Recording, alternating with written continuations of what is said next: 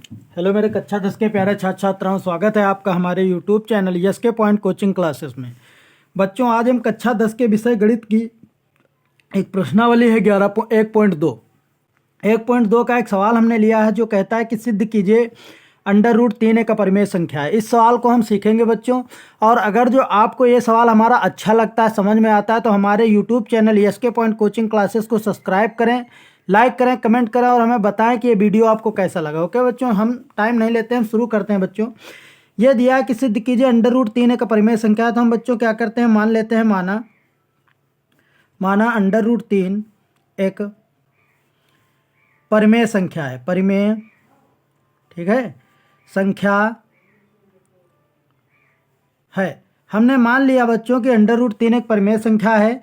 तो बच्चों, परिमेय संख्या बराबर हमारा सूत्र होता है परिमेय, ठीक है बच्चों, संख्या बराबर सूत्र होता है P/Q। क्या होता है बच्चों, परिमेय संख्या बराबर सूत्र P/Q होता है।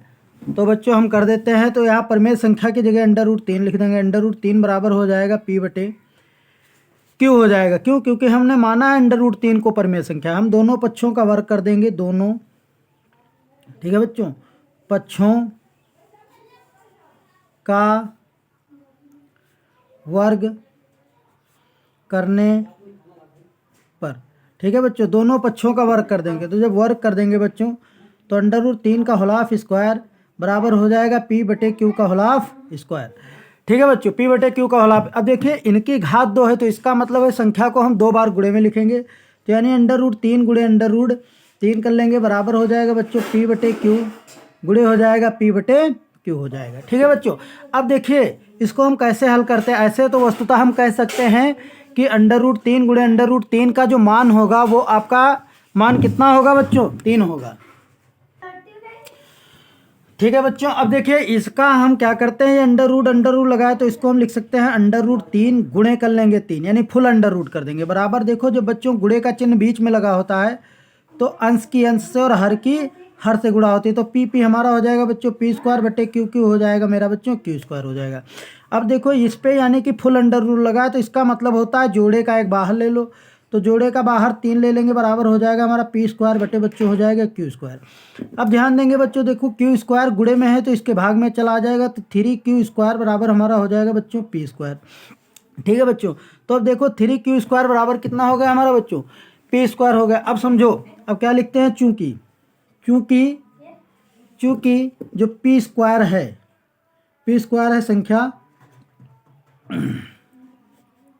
Q से, सॉरी संख्या 3 है, 3 से, सॉरी बच्चों 3 से विभाजित है, विभाजित है कि नहीं है बच्चों। ये देखिए, यानी कि जो ये 3 है वो P² के बटे में जाएगा, नहीं जाएगा, इसीलिए लिखेंगे, इसीलिए, ठीक बच्चों, इसीलिए P भी संख्या, ठीक है बच्चों, 3 से विभाजित होगा। ठीक है बच्चों। इसीलिए क्या है, जो 3 है, यानी कि P² जब संख्या 3 से विभाजित है, क्यों? क्योंकि 3Q² लिखा है, तो ये 3 गुणे में है, तो ये बटे में चला जाएगा P² से, तो इसीलिए P भी संख्या 3 से विभाजित होगा। अब हम क्या करते हैं बच्चों, यहाँ पे थोड़ा मान लेंगे। ठीक है, अब हम मान लेंगे, पुनः करेंगे बच्चों, मान लेंगे बच्चों, माना, ठीक है। P बराबर हम मान लेंगे बच्चों 3R, कितना मान लेंगे बच्चों, 3R मान लेंगे। अब एक चीज़ ध्यान देना ये है बच्चों, अगर जैसे कहता है √2 को सिद्ध करो, √4 को 5 को कहता है, 11 को कहता है, 7 को कहता है, इस तरीके से इतने में से कोई भी संख्या ले सकता है। 5 को कहता है, तो हम क्या करेंगे, जहाँ पे 3R लिखे हैं यहाँ पे हम 2R लिखेंगे। और 2 को कहता है, 5 को कहता है तो 5R लिखेंगे, 11 को कहता है तो 11R लिखेंगे, 7 को कहता है तो 7R लिखेंगे। समझ गए बच्चे? तो इस तरीके से इसको यहाँ पे हम करते हैं। ठीक है बच्चों। अब आगे हम आते हैं, तब हो जाएगा हमारा, तब इसे मान लेते हैं क्वेश्चन नंबर फर्स्ट। तब समीकरण 1 से, अब देखो बच्चों, समीकरण 1 क्या है, समीकरण 1 है हमारा 3Q² बराबर कितना है बच्चों, P², और P बराबर हमारा 3R है, चूंकि P बराबर कितना है बच्चों, 3R। तो जहाँ पे हमारा P² है वहाँ 3R लिख देंगे, तो 3Q² बराबर हो जाएगा 3R का होल ऑफ स्क्वायर हो जाएगा। तो ये हो जाएगा बच्चों 3q² बराबर, देखो जिसकी जितनी घात होती है उसके उतने बार गुणे में लिखते हैं, तो 3r गुणे 3r लिख लेंगे बच्चों। 3 से 3 कैंसिल हो जाएगा।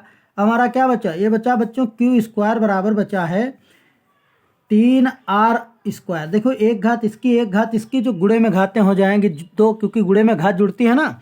अब लिखेंगे चूंकि, देखो बच्चों लिखेंगे चूंकि, देखो ये 3r² लिखा है, तो 3 जो है ये q² के गुणे में भाग में चला जाएगा, तो लिखेंगे चूंकि q² संख्या, ठीक है बच्चों, 3 से विभाजित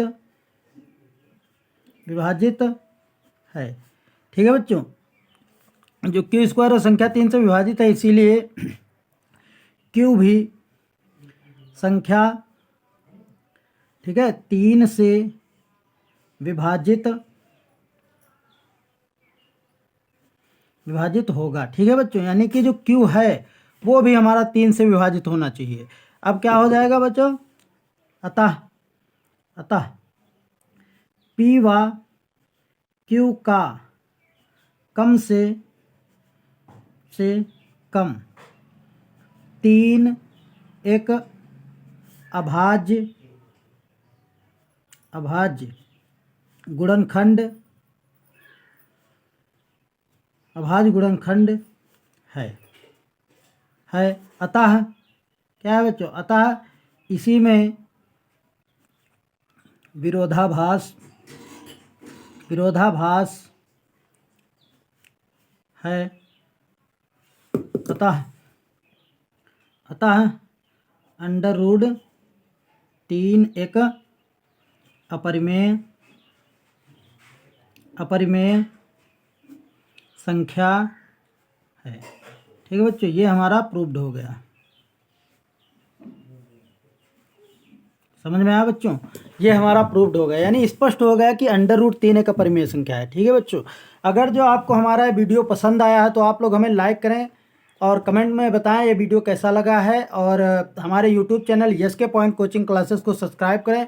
यहाँ हम फिजिक्स, मैथ और केमिस्ट्री से जुड़ी हुई समस्याएं पढ़ाते हैं। ओके बच्चों, थैंक यू, धन्यवाद।